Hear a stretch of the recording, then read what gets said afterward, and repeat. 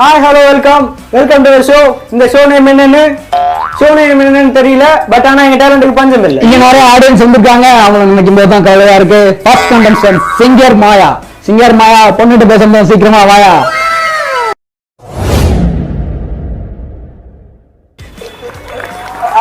வணக்கம். ஐயோ நமக்கு இவ்வளோ ஃபேன்ஸா? ஓகே ஆடியன்ஸா? சரி. எல்லாருக்கும் வணக்கம். இன்னைக்கு நான் செம்மையா ஒரு மஜாவா ஒரு பாட்டு பாட போறேன். எல்லாரும் வைப் பண்ணி என்ஜாய் பண்ணுங்க. ரெடி 3 2 1.